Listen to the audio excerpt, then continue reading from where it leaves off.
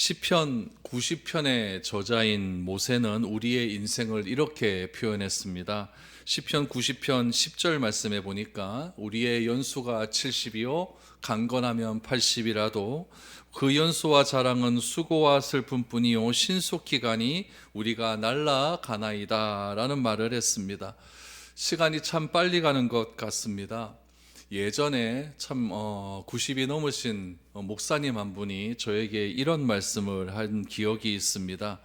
삶을 가만히 마무리하다 보니까 세 가지 후회가 있다라고 말씀을 하셨습니다. 첫 번째 후회는 무엇이었냐면은 하나님의 나라는 참 좋은 것인데 왜 이곳에 오지 않으려고 그렇게 삶에서 발버둥을 쳤는지 그것이 후회가 된다라는 말씀을 하셨습니다. 두 번째 후회는 짧은 인생 가운데 주변의 사람을 더 사랑하지 못했다라는 후회의 말씀을 하셨고, 세 번째 후회는 하나님은 우리에게 기도의 응답을 다 준비한 것 같은데 우리는 기도를 하지 못했다, 내가 더 많은 기도를 하지 못했다라고 한 것에 대한 후회가 있었다라는 말씀을 하셨습니다. 그런데 제가 가만히 보면 그 목사님처럼 사랑 많이 하고 그 목사님처럼 기도 많이 하신 목사님은 안 계신 것 같은데 또 저에게 그런 말씀을 하시니 나는 그럼 얼마나 후회를 더 해야 되겠는가, 이런 생각이 들었습니다. 여러분, 올해 12월을 시작하면서 우리가 너무나 큰 일을 두 가지를 경험하게 됩니다. 하나는 40년 만에 계엄이라고 하는 국가 비상상태를 통하여서 나라의 근간이 흔들려진 그런 일들이 있었고, 또 하나는 지난 주일에 항공기가 추락해서 170명이 넘는 그런 분들이 한순간에 목숨을 잃는 그런 일들을 우리가 경험을 하게 됩니다. 세계 곳곳에서 우크라이나와 러시아의 내전은 아직까지 몇 년째 지속되고 있고, 이스라엘에서는 또한 또 내전들이, 오래된 내전들이 계속해서 일어나고 있습니다. 자연재해로 얼마나 많은 사람이 목숨을 잃었고, 경제적인 어려움을 통하여서 소상공인들이 힘들어하고, 남북관계의 긴장관계는 더욱더 커져가는 그런 시대를 살아가고 있는 것 같습니다. 그럼 여러분, 가만히 한번 생각을 한번 해보십시오. 이러한 일들이 그리스도인과는 무관한 문제일까요? 우리가 이런 일들을 우리 현실의 삶 가운데 경험하면서 우리는 이런 것들을, 그리스도인들은 어떻게 바라보아야 될까요? 여러분, 그리스도인들은 이런 문제에 굉장히 민감해져야 합니다. 영국의 위대한 설교자인 로이드 존스는 이런 말을 했습니다. 우리가 항상 기도할 때에 한 손에는 신문을 들고 한 손에는 성경을 들고 하나님께 나아가야 된다라는 그런 말을 했다는 이야기죠. 왜 그러느냐? 그리스도인은 사회라고 하는 현실 속에 살아가고 있기 때문에 사회에 닥친 여러 가지 현실의 문제를 가지고 기도의 자리로 나아가지 않으면 안 되는 책임이 있다라고 그렇게 말했다는 이야기입니다. 여러분, 그리스도인은 문제가 있었을 때 사람에게 달려가는 것이 아니라 부탁하지 않습니다. 우리는 우리를 창조하시고 다스리시는 하나님께 먼저 달려가야 되는 필요성이 우리 가운데 있다라는 것입니다. 왜냐하면 하나님께서 나를 먼저 찾아오셨기 때문에 그런 것입니다. 여러분, 성경은 지속적으로 이야기합니다. 하나님이 나를 먼저 찾으신 것이지 내가 먼저 하나님을 찾지 않았다라고 이야기를 합니다. 하나님은 아브라함을 먼저 찾아오셔서 아브라함에게 말씀하셨고, 그 아브라함에게 하신 말씀을 아브라함이 순종함을 통하여 우리에게 믿음의 출발을 허락하여 주신 것입니다. 믿음이 과연 무엇이냐? 사람에게서 나온 것이 아니라 하나님이 먼저 사람을 찾아오셨기 때문에 믿음이 생겼다라는 것을 강조하고 있는 것이죠. 이스라엘 백성들이 힘들어했습니다. 그때 하나님께서 모세를 찾아가십니다. 모세를 찾아가셔서 하신 말씀이 무엇이냐면 내 민족 이스라엘을 저 애굽 땅에서 이끌어내라라고 말씀을 하셨습니다. 여러분, 주님이 찾아오시지 않았다고 한다면, 주님이 모세를 찾아오지 않았다고 한다면 이스라엘은 출애굽할 수 없었다는 이야기죠. 그러나 주님께서 먼저 찾아오셨기 때문에 이스라엘은 출애굽을 하여서 광야 생활을 거쳐 가나안 땅에 이를 수 있게 되었다는 것입니다. 여러분, 이것은 무엇을 의미합니까? 태초부터 하나님께서는 말씀 가운데 함께 하셨고, 말씀 가운데 함께 하신 하나님은 말씀으로서 현실의 문제를 직접적으로 우리에게 말씀하셨다는 이야기입니다. 우리의 문제 가운데서도 하나님은 먼저 찾아오십니다. 먼저 찾아오셔서 그 문제에 대한 해답을 우리에게 항상 먼저 던져주시고 있다라는 이야기죠. 그러므로 우리가 이 현실의 어려운 상황 가운데 우리가 취해야 될 태도는 무엇이냐면은 하나님께서 이 현실의 어려운 문제에 반드시 말씀하신다. 그럼 우리는 그 말씀을 받을 준비가 되어 있어야 될 것 아니겠습니까? 그 말씀이 무엇이고 그 말씀께서 그 말씀을 통해 우리는 과연 어떠한 행동을 취해야 할 것인가, 거기에 대한 기다림과 준비함이 필요하다는 이야기죠. 그 기다림과 준비함을 무엇을 통해서 할 수가 있겠습니까? 오늘 본문에 보니까 기도를 통해 할 수 있다라고 하나님은 말씀하고 있습니다.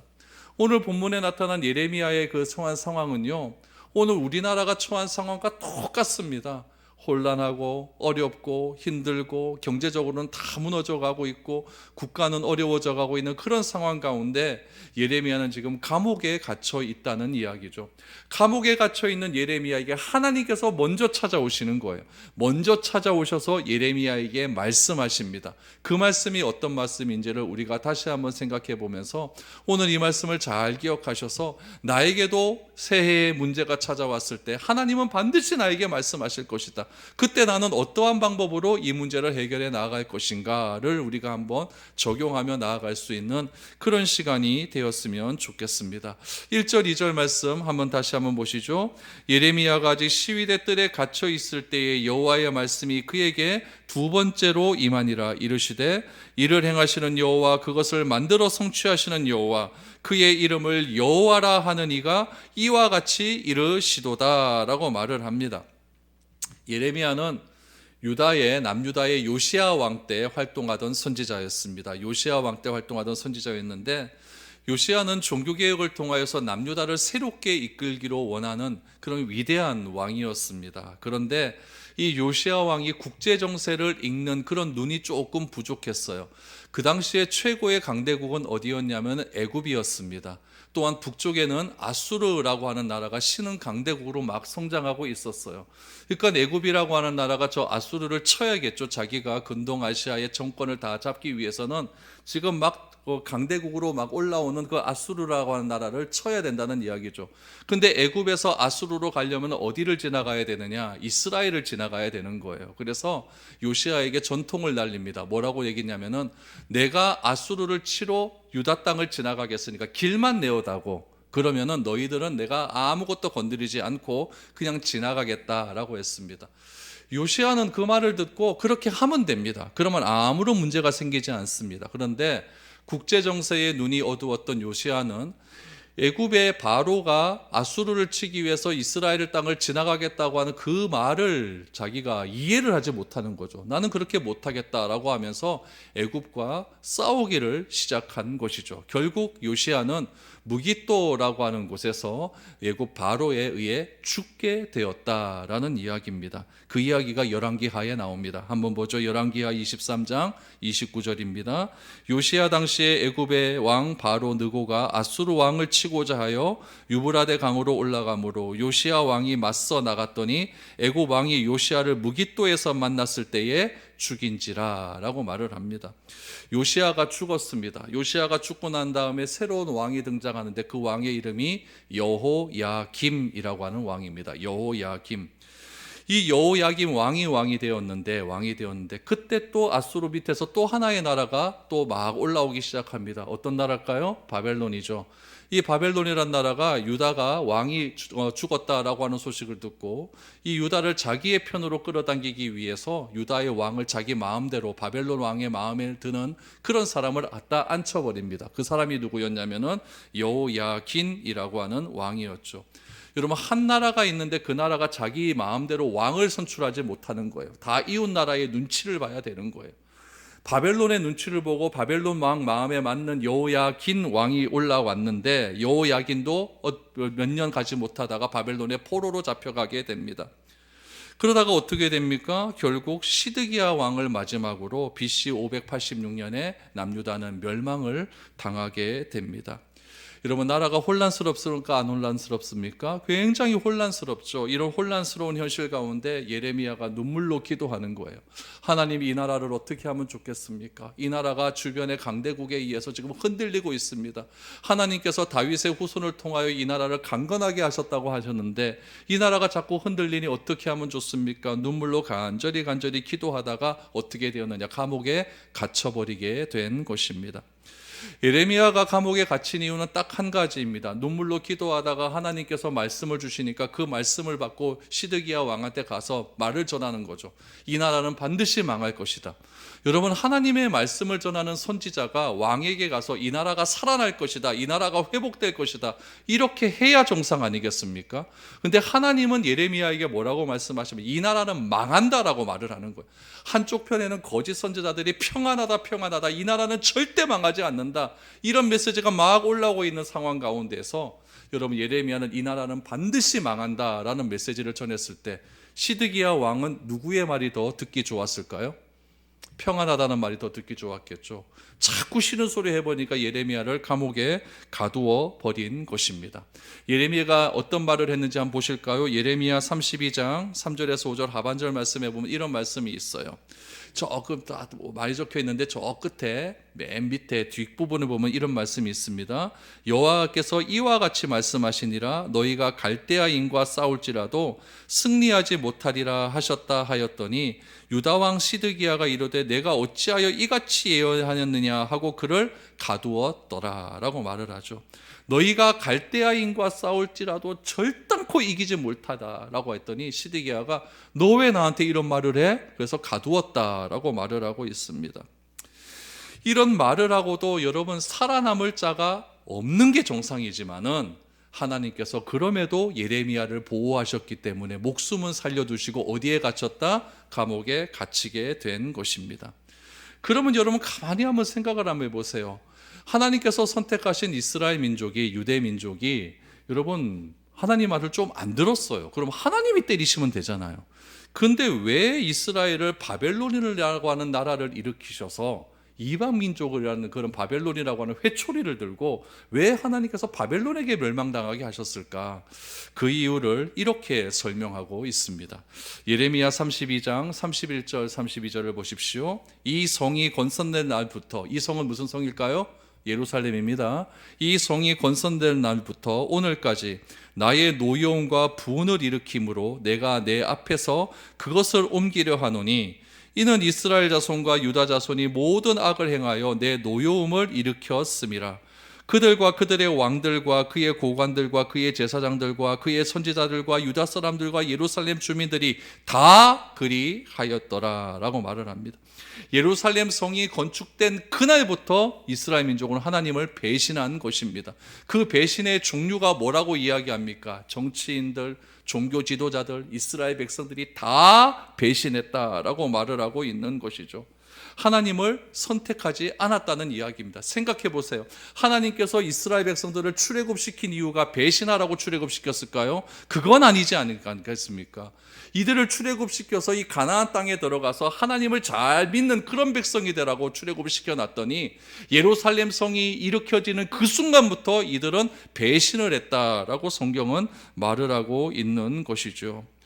마치 예수님께서 오셨을 때 예수님께서 예루살렘 성전에 가서 뭐라고 이야기했어요? 예루살렘 성전에 가서 예수님께서 강도의 소굴로 만들었다라고 말하지 않았습니까? 똑같은 현실이 예레미야 시대 때도 똑같은 현실이 지금 일어나고 있다는 이야기죠. 여러분, 하나님은 이런 현실을 두고 보셔야만 했을까요? 절대 그렇지 않습니다. 하나님은 여러분 무엇인가를 징벌하실 때에 갑자기 징벌하시는 분이 아니에요. 하나님은 징벌하실 때 꼭 그 징벌의 징조를 보여주십니다. 남유다도 계속해서 하나님의 진노를 사하자 하나님께서 그 징조를 보여주셨어요. 그 징조가 무엇이었냐면은 남과 육이 갈라졌잖아요. 북쪽 이스라엘을 먼저 멸망시켜버립니다. BC 722년에 아수르에 의해서 북쪽 이스라엘이 멸망당하는 것을 남유다가 목격하게 만들어버립니다. 남유다 백성들이 북쪽 이스라엘이 멸망당하는 것을 보았다고 한다면 무엇을 생각해야 됐을까요? 쟤네들이 왜 멸망당했을까? 쟤네들이 왜 저렇게 저 이방인의 손에 의해서 멸망을 당할 수밖에 없었을까? 그것은 하나님을 배반했기 때문이다. 그럼 우리는 어떻게 해야 되는가? 우리도 하나님을 배반하면 우리도 저렇게 당할 수가 있다. 이것을 깨달아야 되는 것 아니겠습니까? 그런데 남유다는 그렇게 하지 않았습니다. 계속해서 남유다 가운데 하나님을 배반하는 왕들이 계속해서 등장하고, 그 등장하는 가운데 선지자를 보내서 하나님께서는 그렇게 하면 너희들 망한다라고 그렇게 메시지를 전했음에도 불구하고 왕들이 회개를 하지 않는 겁니다. 이사야 1장 5절 6절을 보십시오. 너희가 어찌하여 매를 더 맞으려고 패역을 거듭하느냐. 온 머리는 병들었고 온 마음은 피곤하였으며 발바닥에서 머리까지 성한 곳이 없이 상한 것과 터진 것과 새로 맞은 흔적뿐이거늘 그것을 짜며 싸매며 기름으로 부드럽게 함을 받지 못하였도다 라고 말을 합니다. 무슨 말이냐면은, 여러분, 내 아들이 동네에서 불량배한테 실컷 두들겨 맞고 왔어요. 그럼 여러분 안 맞기 위해서 노력을 해야 될 건 아닙니까? 근데 계속 까부는 겁니다. 조금 상처 아물라 그러면 또 깡패한테 가서 또 두들겨 맞고 오는 거예요. 그러니까 치료를 해도 또 터지고 치료를 해서 또 터지고 오니까 부모님이 화가 납니까 안 납니까? 화가 나죠. 지금 남유다의 상황이 이렇다는 거예요. 맨날 우상 숭배하고 맨날 거짓된 일을 행하고 예루살렘 성에 와서 하나님께 제사를 드린다고 하는데 그게 다 거짓된 제사만 드리고, 하나님께서 선지자를 보내어서 그렇게 하지 말라고 그렇게 경고했음에도 불구하고 계속 두들겨 맞는 상황만 와버리니까 하나님의 진노가 극에 달하게 시작을 했다는 이야기죠. 여러분, 이것이 남유다의 현실이었다는 이야기예요. 한 치 앞도 바라볼 수 없는 절망적인 현실 앞에서 하나님께서 예레미야를 찾아오십니다. 어디에 있는 예레미야를? 감옥에 갇힌 예레미야를 찾아오십니다. 그리고 하나님께서 찾아오셔서 하시는 말씀이 무엇이냐? 빨리 돌아오라라는 거야. 빨리 돌아와라. 여러분, 하나님의 말씀을 듣고 내가 돌아가는 것을 뭐라고 하냐면 회개라고 합니다. 회개. 빨리 회개해라. 하나님의 말씀이 우리의 생각과 계획과 다르다 할지라도 하나님의 말씀을 붙들고 빨리 돌아왔으면 좋겠다. 빨리 돌아왔으면, 그럼 너희들이 산다라고 말씀을 하고 있는 것이죠. 우리가 하나님의 말씀을 듣고 돌이켜야 되는 이유가 무엇입니까? 하나님께서 예레미야에게 빨리 돌이키라고 먼저 찾아와서 말씀하시는 이유가 무엇입니까? 그 이유를 오늘 2절에서 분명하게 말을 하고 있습니다. 2절에 뭐라고 말을 합니까? 하나님 자신의 이름을, 이 일을 행하시는 여호와, 그것을 만들어 성취하시는 여호와, 그의 이름을 여호와라 하는 이가 이와 같이 이르니라 라고 말씀하고 있는 것입니다. 하나님께서 모세를 찾아오시지 않았다고 한다면 이스라엘은 여호와라고 하는 이름 자체를 몰라요. 여호와라고 하는 이름이 무엇입니까? 스스로 존재하는 자라는 뜻 아니겠습니까? 여러분, 스스로 존재하는 분이 인간의 행위에 제한을 받겠습니까? 아니에요. 스스로 존재하는 분이, 그 스스로 존재하는 분에 의해서 창조된 우리의 지식과 우리의 힘에 어떻게 제한을 받겠습니까? 하나님이 더 위라는 이야기죠. 근데 인간의 생각은 어떻게 하냐면은 내가 하나님을 움직일 수 있다고 생각합니다. 내가 하나님을 제한할 수 있다고 생각합니다. 내 생각 속에만 하나님이 딱 맡겨서 내가 이해하는 부분만 하나님을 이해하려고 합니다. 그러나 하나님은 그렇게 말씀하지 않았어요. 일을 시작하시는 여호와, 그 일을 행하시는 여호와, 그 여호와가 감옥에 갇힌 예레미야에게 지금 말하겠다 이겁니다. 말하겠다 이거예요. 여러분, 하나님은 일을 행하시고 만들어내시고 성취하시는 분이라는 사실을 여러분 올 한 해 꼭 기억할 수 있기를 바랍니다. 일을 행하신다, 일을 시작하신다, 시작을 하나님께서 하시는 거예요. 만들어내신다 무엇입니까? 과정 가운데서 하나님께서 다 행하시는 거예요. 성취하신다 무슨 뜻입니까? 결과를 내신다는 이야기. 그 하나님께서 누구에게 말씀하십니까? 절망 가운데 있는 예레미야에게 말씀하시는 거예요. 여러분, 이런 하나님은 오늘 우리에게도 똑같이 말씀하고 있는 거예요. 너희를 회복하기 위해서 내가 일을 시작하겠다. 그 회복을 위해서 내가 모든 과정 가운데 함께 하겠다. 그리고 결과를 만들어내겠다. 그러면 너희는 뭘 해야 되는가? 3절에서 세 가지를 우리에게 요구하고 있습니다. 그 세 가지를 우리가 잘 기억하셔서 하나님께서 시작과 과정과 결과 가운데서 하나님께서 모든 것을 다 행하시겠다고 하였으니까, 하나님은 일을 행하실 때 혼자 행하신다? 절대 그게 아니라고 하셨어요. 사람을 통해서 행하신다라고 한다면, 하나님께서 시작과 과정과 결과 가운데 함께 하신다고 한다면 우리는 과연 무엇을 어떻게 해야 되는가? 오늘 본문에서 그것을 한번 찾아볼 수 있기를 소망합니다.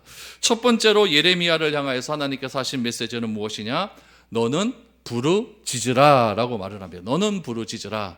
우리 3절을 다시 보시죠. 너는 내게 부르짖으라. 내가 내게 응답하겠고 내가 알지 못하는 크고 은밀한 일을 내게 보이리라. 여러분, 사람은요 자기가 계획하는 일을 성취하고 만들어내기 위해서 무엇을 찾아가냐면 사람을 쫓아다닙니다.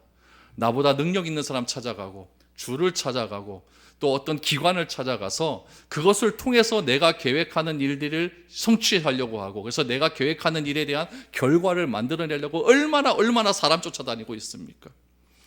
그러나 하나님께서는 모든 일의 시작과 과정과 결과는 하나님으로 말미암아 나와야 한다는 사실을 분명하게 이야기하고 있습니다. 어떻게 알 수가 있느냐? 2절에 보니까 하나님 자신을 소개할 때 그렇게 소개하고 있지 않습니까? 이를 행하시는 여호와, 그것을 만들어 성취하시는 여호와, 그의 이름을 여호와라 하는 이가 내가 지금 말하겠다라고 말하지 않습니까? 하나님으로부터 시작하신 그 일을 성취하기 위해서 우리가 해야 할 것은 무엇이냐? 너는 내게 부르짖으라 라고 말을 합니다. 여러분, 이스라엘 백성들이, 이방만의 민족들이 가나안을 향해서 확 전진합니다. 그러면 여러분, 앞에 제일 앞에 선 구름 기둥이 먼저 앞에 나갈 것이고, 그 다음 모세가 섰을 것이고, 그 다음에 12지파가 쫙 따라갈 건 아니겠습니까? 그럼 맨 뒤에 누가 있을까요? 힘없는 노인들이 있겠죠. 그렇죠? 따라가지 못하는 노인들, 또 어린아이들, 임산부들, 이런 사람들이 있을 것 아닙니까?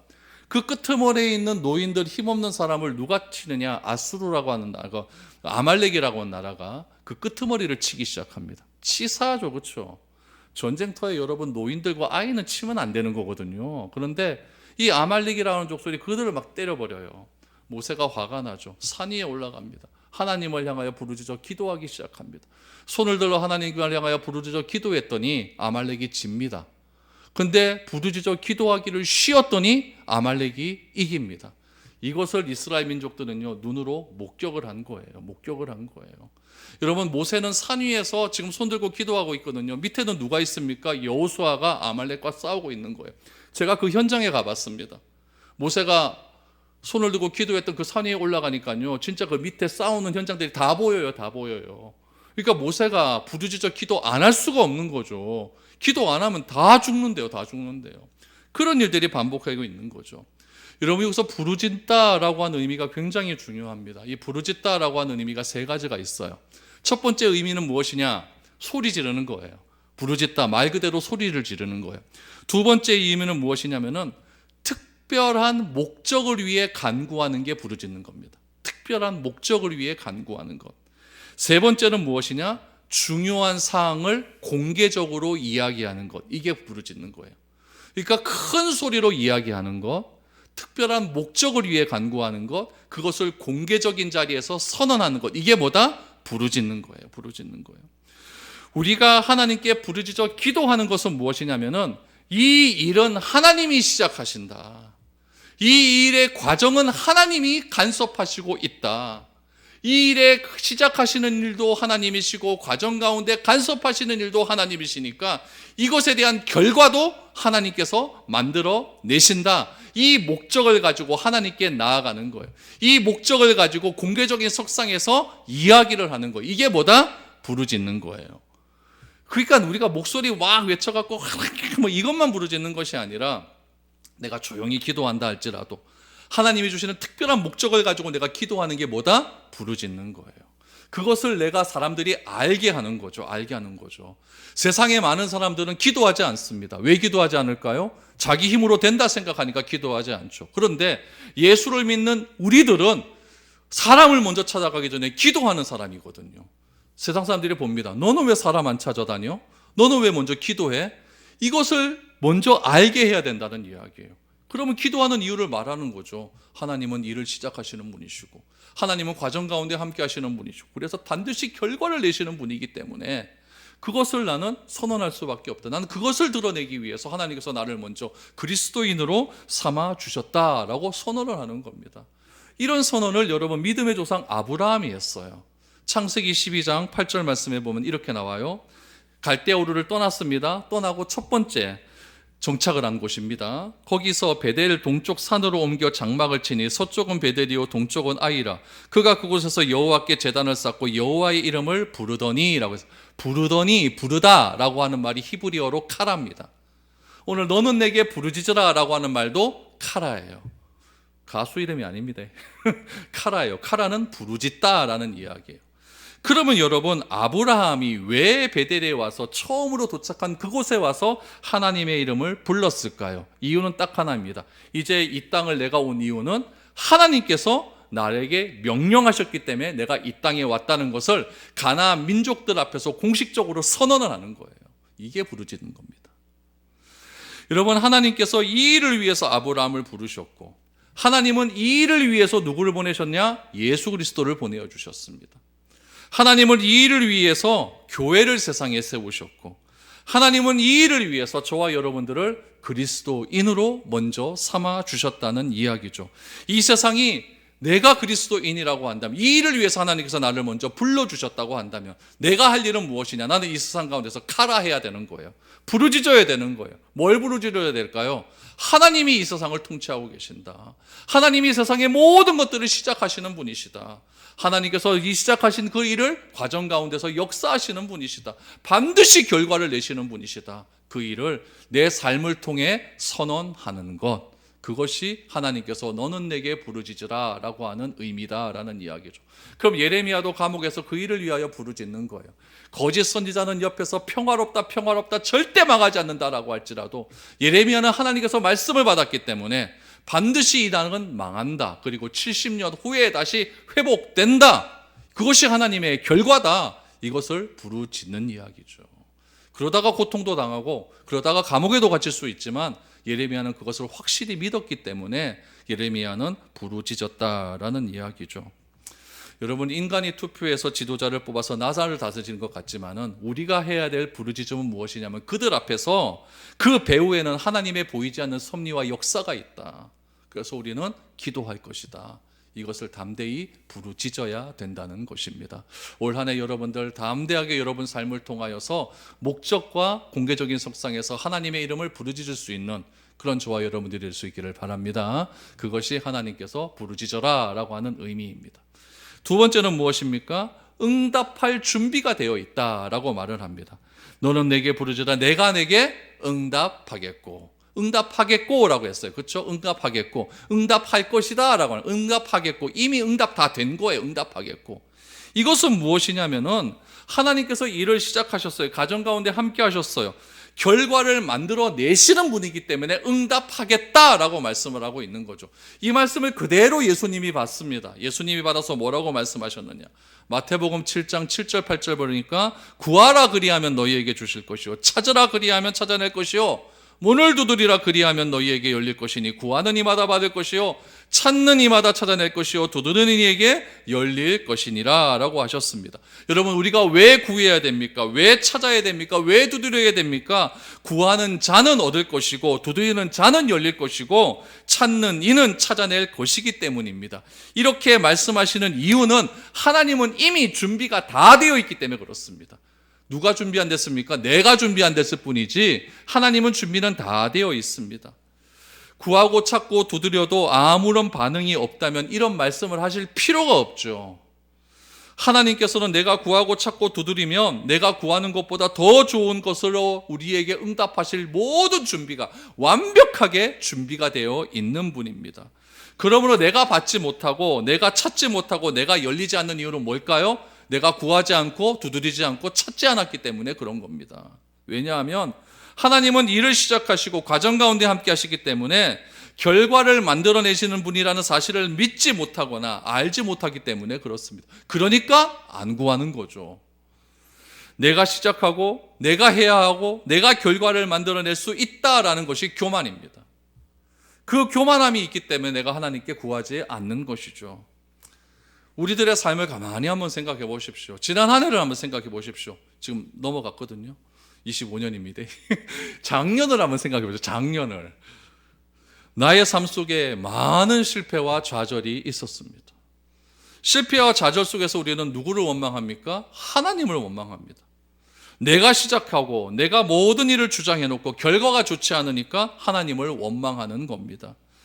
우리는 모든 일의 시작이 하나님이심을 믿어야 됩니다. 그래야 내 신앙에 갈등이 없습니다. 내 계획대로 모든 일이 다 이루어진다면 내가 하나님께 기도할 이유도 없는 것이죠. 하나님을 믿고 의지할 필요도 없을 것입니다. 그러나 사람이 모든 일을 계획한다 할지라도 그것을 이루고 성취하시는 분은 누구다? 하나님이라고 하는 믿음이 있어야만 내 계획도 하나님이 시작하셨다. 그 계획을 이루어 가시는 분도 하나님이시다. 그래서 결과도 하나님께서 만들어 내신다. 응답하겠고 이 사실을 믿어야 된다는 이야기죠. 그럴 때 우리가 하나님께 간절하게 기도할 수 있는 것입니다. 세 번째로 하나님은 뭐라고 말씀하십니까? 크고 은밀한 일을 우리에게 보이신다. 과거에는 비밀을 우리에게 알려주신다라고 했어요. 여러분, 본문의 상황 속에서 크고 은밀한 일은 무엇일까요? 그것은 70년 후에 이루어지는 일입니다. 바벨론에 잡혀가고 난 다음에 너희가 70년의 때가 차면 다시 회복하게 될 것이다 라고 하는 것이 은밀한 일이었습니다. 그때 당시에 두 가지의 메시지가 있다고 그랬죠. 하나는 거짓 선지자들의 메시지였어요. 평안하다, 절대 망하지 않을 것이다. 예레미야는 뭐라고 말합니까? 아니다, 절대 너희들 망할 수밖에 없다.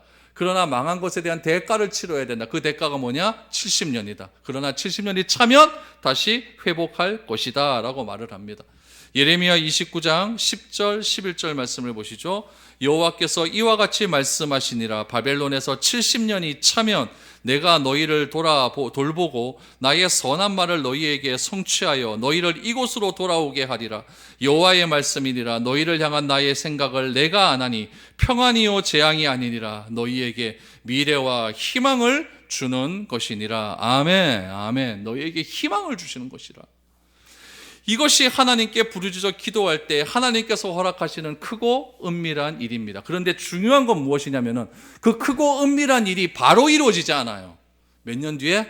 70년 뒤에. 그러면 그 70년을 버틸 수 있는 힘이 우리 가운데 있어야 된다는 이야기입니다. 우리는 어떻게 하냐면요, 아침에 기도하면 저녁에 응답이 돼야 돼요. 그러나 믿음의 길은요, 인내의 길이고 참아야 되는 길입니다. 하나님은 하나님의 시간표에 의해서 계획하시고 그 계획대로 이루어 가시는 분이기 때문에 그렇습니다. 그런데 하나님께서 시작하시고 과정을 이루어 가시고 반드시 결과를 내시는 분이라고 한다면 왜 우리에게 기도하라고 하실까요? 그 이유를 에스겔에 보니까 이렇게 말씀합니다. 여러분, 기도해야 되는 이유, 에스겔 36장 36절 37절입니다. 너희 사방에 남은 이방 사람이 나 여호와가 무너진 곳을 건축하며 황폐한 자리에 심을 줄 알리라 그랬어요. 이방 사람들이 안다는 이야기예요. 예루살렘 회복할 걸 안다. 나 여호와가 말하였으니 이루리라. 하나님 말씀이죠. 결과 내겠다는 이야기예요.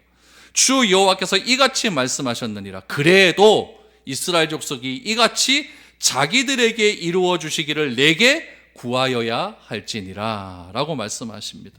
하나님의 계획은 무엇이냐? 무너진 성전을 다시 재건하는 거예요. 에스겔에서 하나님의 성령이 떠난 그 하나님이 다시 성령 하나님으로서 성전하게 들어와서 이 성전은 기도하는 집으로 만드는 것이 하나님께서 계획하시는 일이라는 거예요. 그 일을 하나님께서 이미 시작하셨어요. 과정 가운데 이루어가고 있는 거예요. 그런데 하나님께서는 뭐라고 말씀하시느냐? 이스라엘 족속들이 자기들에게 이 일이 이루어지기를 뭐 해야 된다? 간구해야 된다, 구해야 된다라고 말씀하고 있는 거예요. 하나님은 왜 우리가 구하라고 말을 하느냐? 하나님이 준비가 되지 않았기 때문에 구하라고 할까요? 그거 절대 아니에요. 그거 절대 아닙니다. 하나님은 모든 것을 다 준비시켜 놓았어요. 그런데 하나님의 일은 하나님이 하시는 것이 아니라 누가 한다고요? 사람이 해요. 그러면 기도는 준비가 되지 않는 사람이 준비가 될 수 있는 트레이닝을 하는 것, 훈련하는 것이 기도라는 이야기예요. 하나님은 거룩하십니다. 그렇기 때문에 거룩하신 하나님께 함부로 우리 죄된 인간이 나아갈 수가 없다는 이야기예요. 하나님의 일을 하시기 위해서는요, 그 일을 행하는 사람이 자기의 뜻과 자기의 방법과 자기의 계획을 다 내려놓아야 됩니다. 근데 그거 내려놓기가 쉬워요, 안 어려워요? 어려워요. 그게 절대 안 내려놓습니다. 그러니까 우리가 해야 될 것은 무엇이냐? 그 일이 이루어질 수 있도록 구해야 된다라는 거죠. 하나님께 부르짖어 기도함을 통하여서 하나님께서 이 일은 다 이루어 놓았는데 그 일을 나를 통해서 이루어진다라고 말씀하셨으니까 내가 하나님의 사람으로 준비되어야만 그 일이 이루어질 수 있기 때문에 그렇다라는 거예요. 일은 여러분 나를 통해 이루어집니다. 그러나 그것을 행하시는 분은 누구라고요? 하나님이 하시는 거예요. 그래서 하나님께서 회복시키셨음에도 불구하고 준비가 되지 않은 이스라엘 백성들이 가나안 땅에 들어와 버린다면요, 얘네들은 엉망이 돼요. 그래서 40년의 준비를 시키십니다. 준비시키시고 난 다음에 가나안 땅에 들어 놓았더니 그래도 여러분 눈이 돌아가고 자기 마음대로 사는데요. 그래서 하나님은 부르짖어 기도해라 라고 말합니다. 목적을 가지고 특별한 상황 가운데 공식적으로 나는 하나님의 사람이다 라는 것을 선언하라는 이야기예요. 기도하며 은밀한 일을 내가 성취하기 위해서 준비하는 기간이 70년이다. 그럼 70년이라는 기간 동안 준비 잘해서 하나님께서 어떻게 회복하실 것을 시작 이미 하셨으니까 그 시작을 너희들이 믿고 어떤 과정을 통해 일하시는지 그것도 너희들이 한번 살펴보고 그 결과가 어떻게 우리에게 나타날지를 너희들이 한번 기대해봐라. 그 기대하는 기간 동안에 뭘 해야 된다고 이스라엘 백성들은요, 기도하며 준비하는 겁니다. 여러분, 새로운 한 해가 시작됩니다. 한 해의 시작을 하나님이 하셨습니다. 이제 시작부터 오늘부터 시작해서 12월 31일까지 그 모든 과정은 또 누가 개입하십니까? 하나님이 개입하실 겁니다. 12월 31일에 이루신 하나님이 시작하신 그 일의 결과도 하나님께서 반드시 이루어 주실 것입니다. 그럼 우리는 뭐 해야 됩니까? 부르짖어 기도하는 겁니다. 하나님께서 은밀한 중에 이 일을 행하실 것을 기대하는 마음으로 나아가는 겁니다. 그러면 하나님께서 우리는 후회 없는 한 해가 살 수 있도록 그렇게 하나님께서 우리를 반드시 인도해 주실 것입니다. 저는 결과가 무엇인지는 잘 모르겠어요. 결과를 내가 어떻게 알겠습니까? 잘 몰라요. 그러나 우리가 매일매일 하나님께 부르짖어 기도할 때에 하나님께서는 기도하는 자들에게 응답하실 것이고 내가 알지 못하는 크고 은밀한 일들을 2025년 가운데 반드시 보여주실 줄 믿습니다. 오늘 주신 말씀 기억하면서 내 계획과 내 뜻대로 한 해를 살아가는 것이 아니라 하나님의 시작과 과정의 결과를 기대하는 마음으로 2025년을 한 해를 잘 시작할 수 있기를 축복합니다. 그래서 하나님께 한 해 동안 감사했습니다 라고 찬양할 수 있는 그런 저와 여러분들이 될 수 있기를 축복드립니다.